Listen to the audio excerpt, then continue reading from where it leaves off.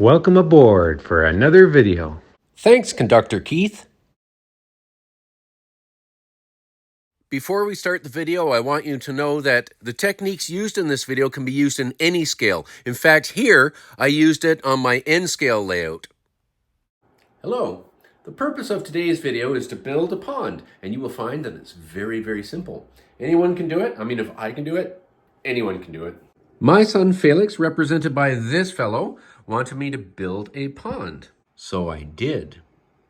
You will see in this video how simple it is to do. Step one was to use a jigsaw to cut the hole. Then I took a piece of plywood that was bigger than the hole and using white glue covered it in that papery postery stuff. You know, this stuff.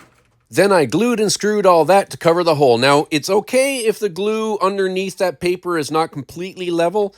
That's perfectly fine. It's a pond.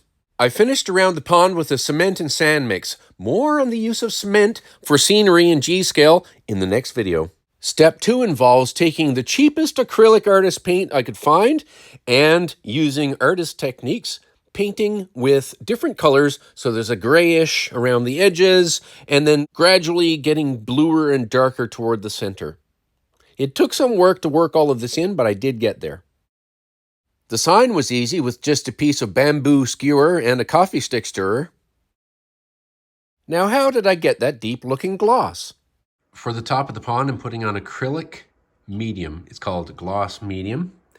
And this is not its actual purpose. You mix it in with acrylic artist paints to give it more gloss. I goop it all over the top, and then I'm going to do like wave patterns.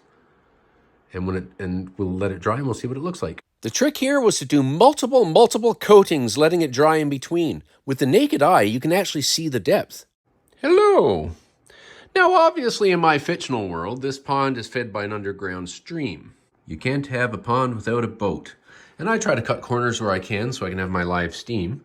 So this is a Playmobil boat, which I could weather up a bit, add some rope to it and whatnot, and make it look a little more scale. These are 1 to 2400 scale model ships. This is Her Majesty's Canadian ship. Well, then it was Her Majesty. Now it's His Majesty, but this is Her Majesty's Canadian ship Huron, which was sunk in a live fire exercise as a hulk. I had all manner of fun painting that and putting those little letters, H and N for Huron on there on the helideck, and the little numbers. Fun times. The smaller vessel is a model of a World War II Flower-class corvette. Given I actually have some radio-controlled boats that I put in ponds, it seemed appropriate to put them here. If we assume that the layout is generally 1 to 24 scale, and much of the stuff on it is, and these ships are 1 to 2400 scale, then to our miniature Felix over here, these ships would be 1 to 100 scale. And what would a pond be without a little turtle? Here is a little turtle. Looks like it's made of moonstone. Came from a bead store, I think. I've had it a long time. I'm just going to paint it. And, of course, the horses need somewhere to drink. Ah, I think we have another visitor for a drink. Every now and then, Henry and Marge like to ponder their reflections in the water. While we're on the subject of Henry and Marge, you will see from previous videos I put magnets in their butts so that they would be able to sit on benches and rail cars where I've hidden or put laminated on some steel. I found these chairs at Michael's craft store, and I like them because they're metal. So Henry and Marge do not slide off these chairs whatsoever. So these are the chairs Henry and Marge are going to use from now on. I also cut the legs to length so that their feet are on the ground. That makes Marge's chair a little shorter, but I don't mind that because otherwise I was using hobby chairs and sometimes Marge's feet would be this high off the ground. So these chairs are much better. They're easier to set up. When I'm setting them up, Henry and Marge don't slide off. They don't tip forward because they're heavier.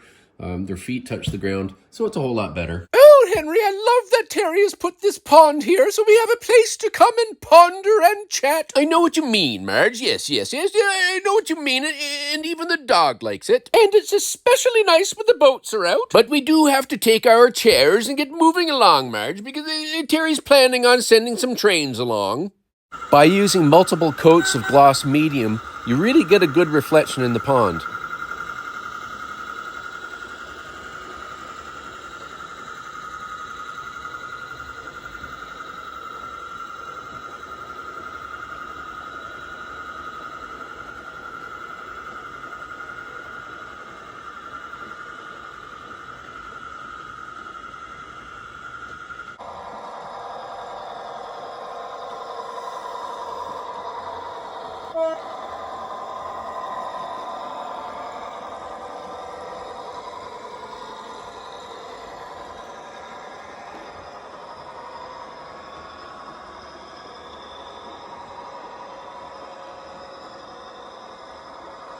This is nice, but why don't we try it with the lights out?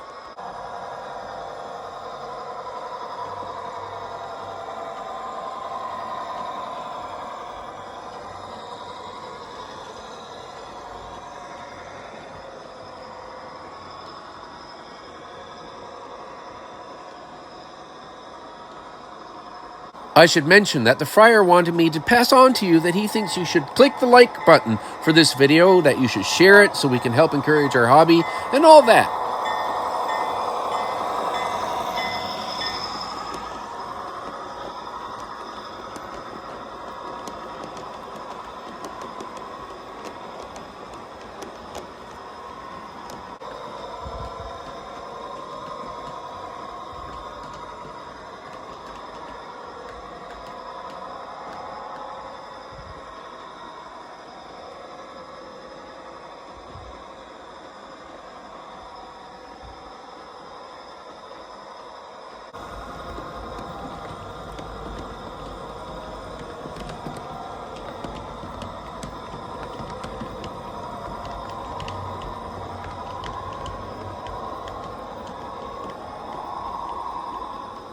The friar also hopes you enjoyed the video.